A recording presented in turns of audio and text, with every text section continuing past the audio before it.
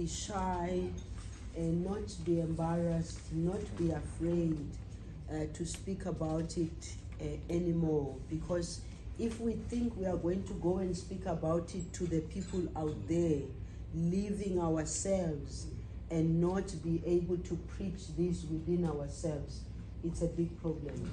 We are dealing with cases even in our own environment of women abuse at workplace.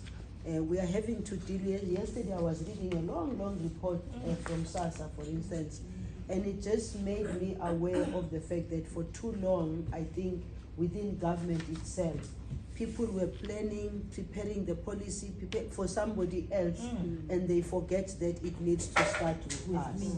So I'm very thankful that we are putting it that way, because we need to be the shining example of taking care of the children, of growing the both boys and girls. Yesterday I was at the Population and Development 25th conference, and I spoke even at that conference, and when you had people standing up and talking, the issue of what about the boys?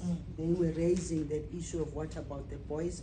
But then I explained to them, because you also don't want a situation where you say what about the boys and then you get away from the real problem.